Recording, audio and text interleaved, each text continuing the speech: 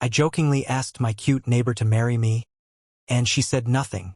She just took my hand and led me upstairs. I'm Eli, 36 years old, a piano tuner by trade, which means I spend my whole life making broken things sound whole again. But the one thing I could never fix was my own house. It's been silent since my mother died.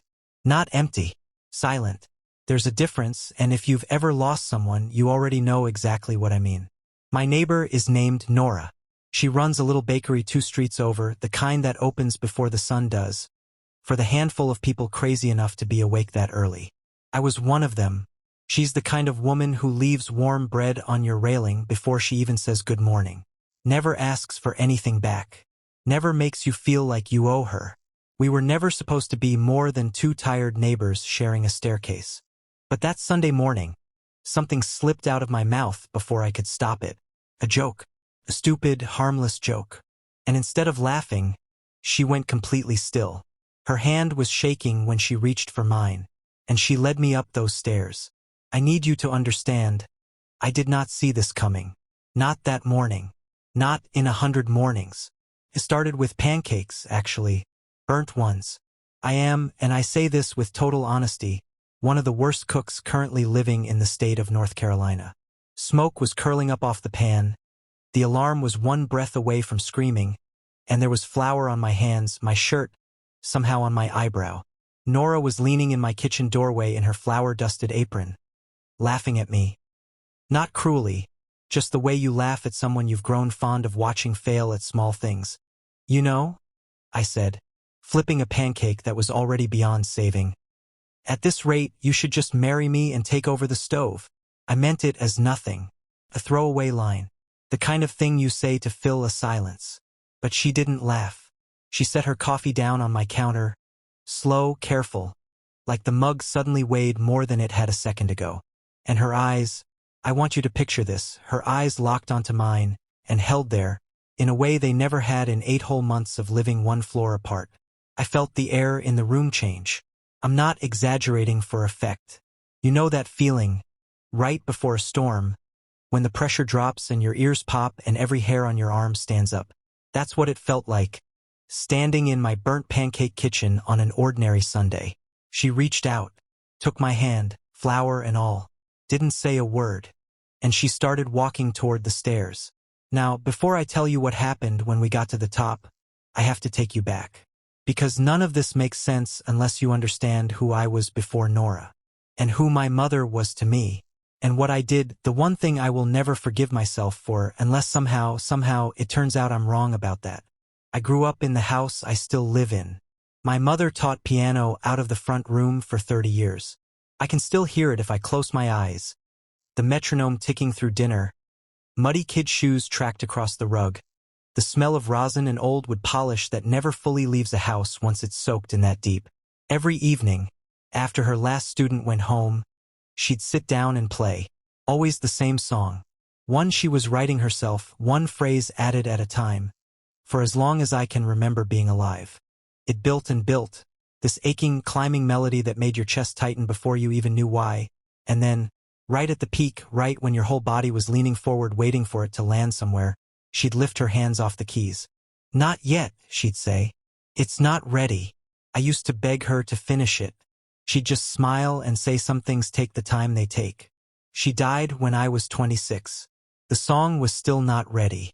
And a year after we buried her, drowning in medical bills I didn't know how to face, I did the thing that still wakes me up at 3 in the morning some nights. I sold her piano. Walnut upright. A chip in the middle C key from where I'd smacked it with a toy truck when I was 4 years old. And she'd never had it fixed because she said the piano should carry its whole life, mistakes included.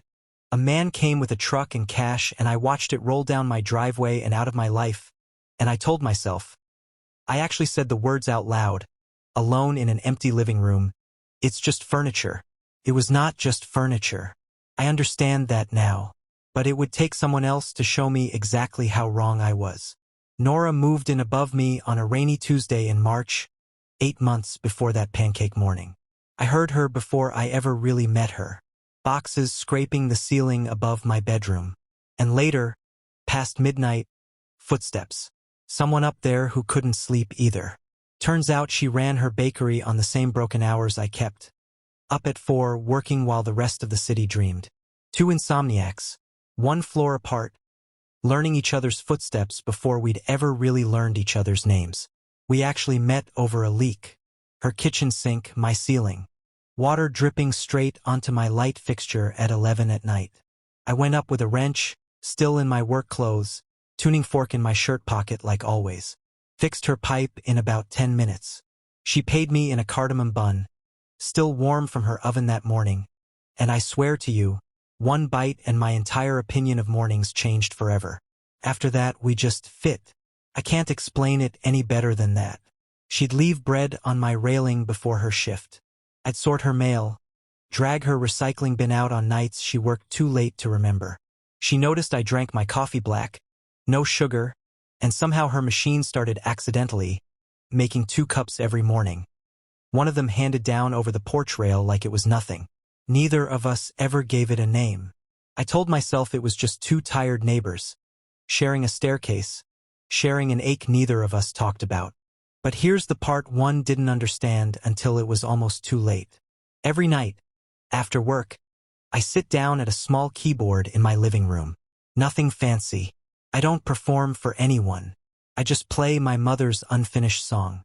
Same one. Every single night for 10 straight years. Building, climbing, reaching that same aching chord, and stopping, because there is no more song after that. Because she died before she ever wrote the ending. I never once thought about who might be listening through the floor. Nora was listening. Every night. For 8 months. And she never said a word about it. Not once. Until the morning I made a joke about marriage over a plate of burnt pancakes. And something in her broke open, silently, and she took my hand and led me toward those stairs like she'd been waiting her whole life for permission to finally show me something. I didn't know what was behind her door. I didn't know why her hand was shaking harder than mine. I only knew that whatever was up there, she had been keeping it from me, carefully, deliberately, for 243 days, and that in about 11 more steps, I was finally going to find out why. 11 steps. That's all that stood between me and whatever Nora had been hiding. But time doesn't move in a straight line when your whole chest is pounding like that. It stretches. It snaps back. 1 second I was standing at the bottom of the staircase with flour still on my knuckles, and the next I was watching her hand, trembling but never letting go of mine, pull me up, 1 step at a time, into a part of her life she had never once let me see. I need you to understand something about Nora before I tell you what happened next. In 8 months, I had never been inside her apartment. Not once. She always came down to me, coffee on the rail, bread on the hook by my door. A knock, a smile, gone again before I could even ask her in. I used to think it was just her rhythm, bakery hours, early mornings, a woman who didn't linger. Now, climbing those stairs behind her, I understood it wasn't rhythm at all. It was a wall, a careful, quiet wall she had built brick by brick, morning by morning, and that Sunday, for reasons I still didn't understand, she had decided to knock it down.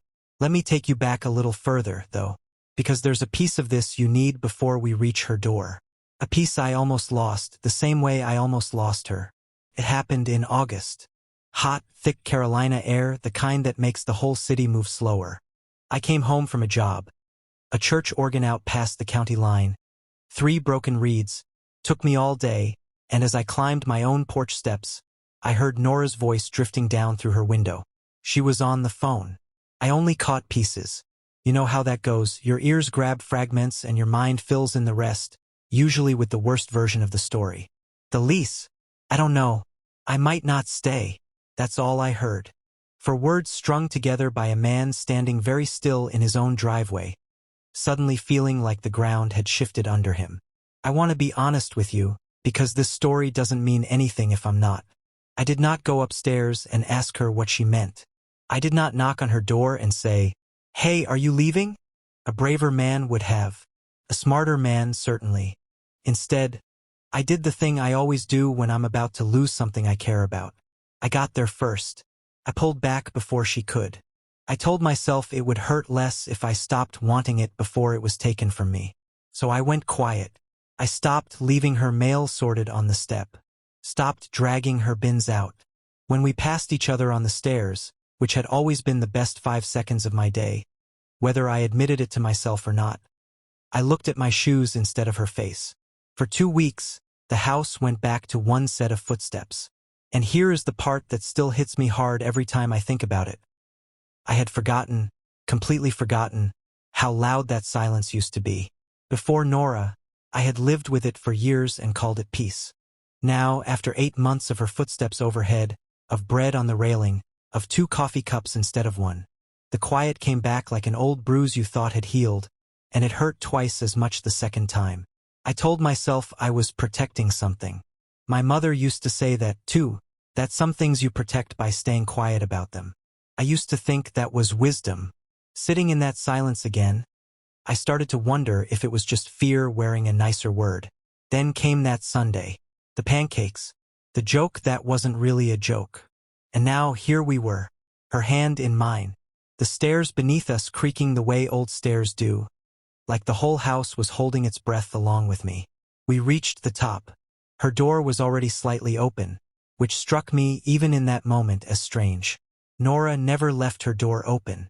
Not once in 8 months had I seen so much as a crack of light spilling out from under it.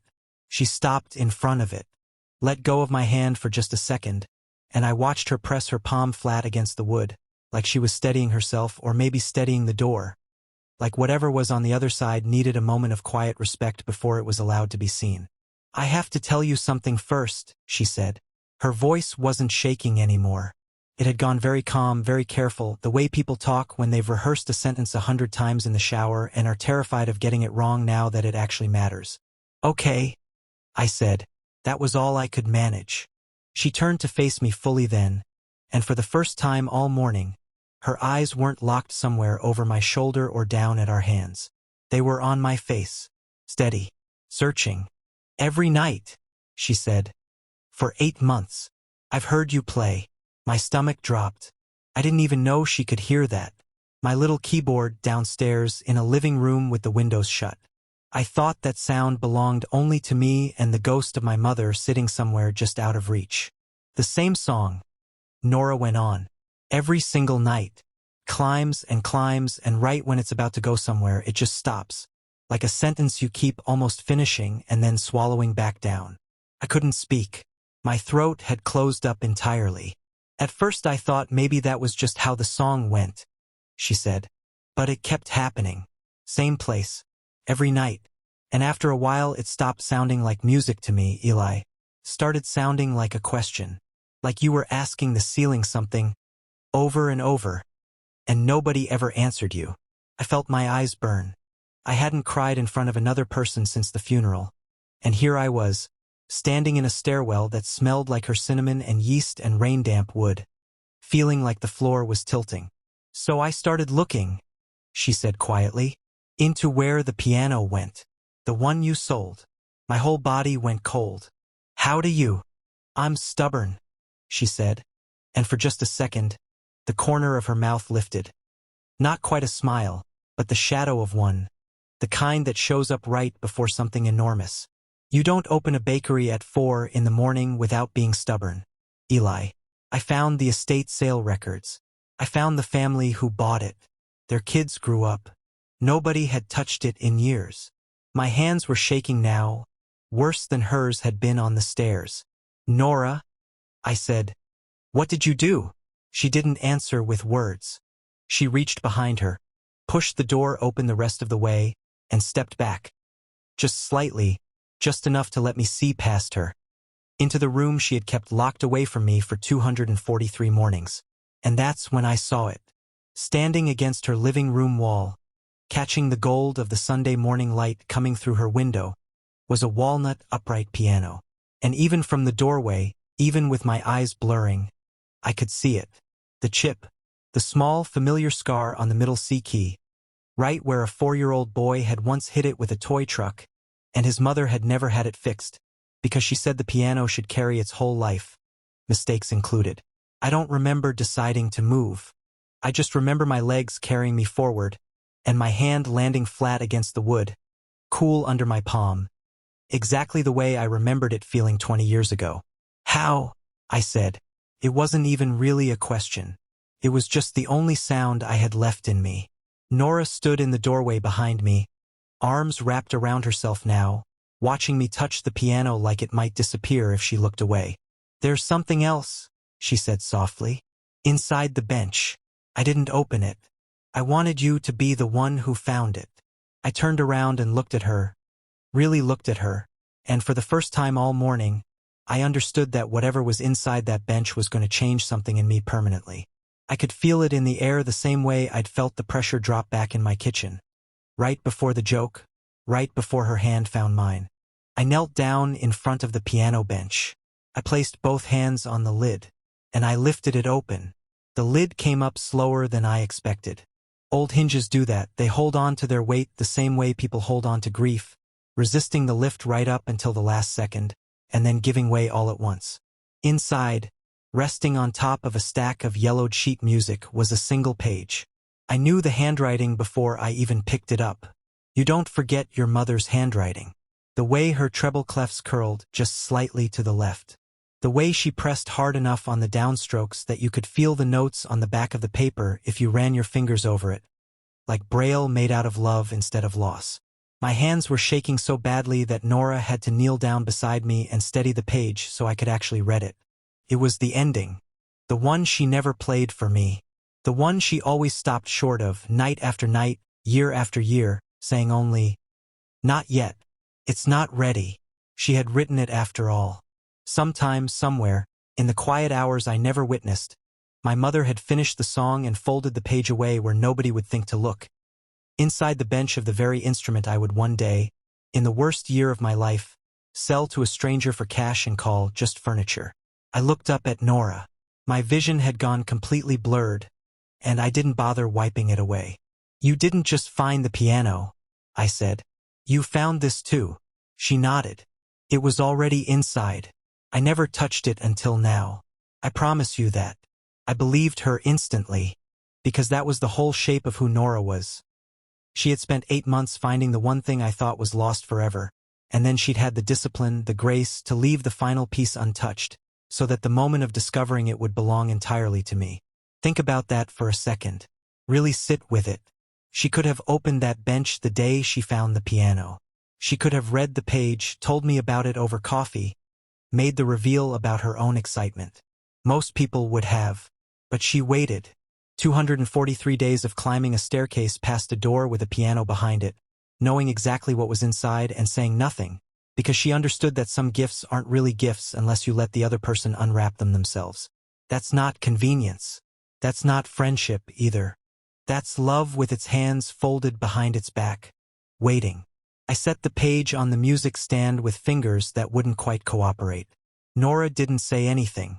She just pulled the bench out slightly, the same way she'd have pulled out a chair for a guest at her own table, and stepped back to give me room.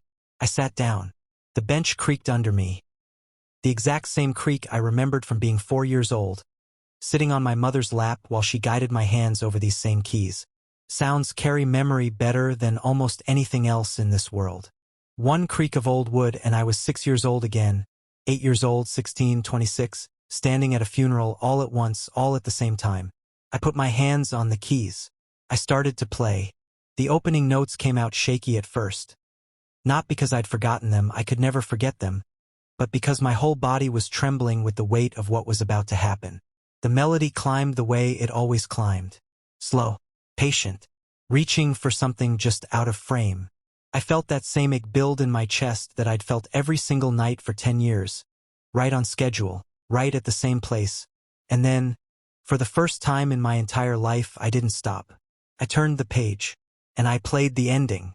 I wish I could describe it to you the way it actually sounded, but I don't think language built for ordinary things can hold something like that. It wasn't loud. It wasn't dramatic in the way movies make endings dramatic. It was gentle. It resolved. That aching, climbing chord that had haunted every evening of my adult life finally found the note it had been reaching for. Quietly, simply, like a held breath finally let out after 10 years. My mother had written herself a place to land, and I had spent a decade too afraid or too unfinished myself to go looking for it. When the last note faded into the room, I sat there with my hands still resting on the keys, and I cried in a way I hadn't let myself cry since the day we buried her. Not sad crying. Not exactly. Something closer to relief. The kind of crying that happens when a wound you've been carrying so long you forgot it was still open finally closes. Nora didn't rush to comfort me. She didn't say it's okay, or fill the silence with noise the way people sometimes do when they're uncomfortable with someone else's grief. She just sat down on the floor beside the bench, back against the wall, knees pulled up, and waited with me inside it. The exact same way she had waited with me during that thunderstorm months earlier. Not fixing, not filling, just present. After a while, I turned to her. "You could have told me you found it," I said. "Any day these past few months. You could have told me and I would have thanked you and it would have been enough." She shook her head slowly. "It wouldn't have been the same," she said. "You needed to sit down at it yourself. You needed to be the one to turn the page. If I'd handed it to you with words, it would have been my gift. This way, it's yours. It always was." I thought about the phone call I'd overheard back in August. The 4 words that had made me go cold and quiet and small. "The lease. I don't know. I might not stay." "That day I heard you on the phone," I said. "About the lease. I thought you were leaving." Something shifted in her face. Surprised, and then, slowly, understanding. "That's why you went quiet," she said. It wasn't a question. I nodded, ashamed of it even now. "I got scared of losing you, so I left first. Same as I did with the piano. Same as I do with everything I'm afraid to want." She was quiet for a long moment. "I wasn't leaving," she finally said. "I was talking to my landlord about signing a longer lease. 2 years instead of 1. I was trying to figure out how to stay, Eli, not how to go." I laughed. A broken, wet, disbelieving kind of laugh because of course the thing I'd been running from for 2 weeks had been the opposite of what I feared the entire time. That's usually how fear works, isn't it? It tells you the story that hurts the most and you believe it, and you make choices based on a story that was never even true. We stayed like that for a long time. Me on the bench, her on the floor. My mother's finished song still hanging in the air between us like something you could almost touch. Eventually I said the joke again.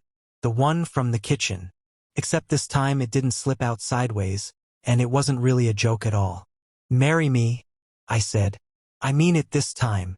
Nora looked up at me from the floor, and for the first time all morning, she smiled, the whole smile, not just the shadow of one. "I know you do," she said. "I've known since the pancakes. We got married the following spring. In her bakery at 5 in the morning because those were our hours and they always had been.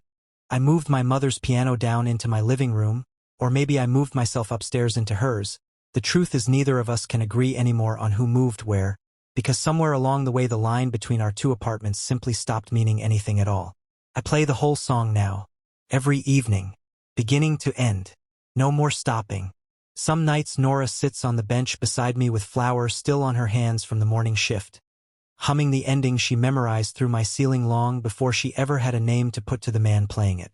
People ask me sometimes how I knew, when exactly it happened, and I never have a clean answer for them because there wasn't a lightning bolt. There was no single moment where the sky split open. It was 1,000 small things. Warm bread on a cold railing. A candle in a blackout. 2 cups of coffee where there used to be 1. A woman who spent 8 silent months finding the one piece of me I thought was gone forever, and then had the grace to let me find it myself. So before you go, I want to ask you something. Not about Nora. About you. Is there someone in your life right now who has been quietly, patiently keeping something for you? A piece of yourself you thought you'd lost, an ending you were too afraid to finish, while you stayed silent out of fear, the same way I did? And if there is, what is it costing you every single day you wait to knock on that door?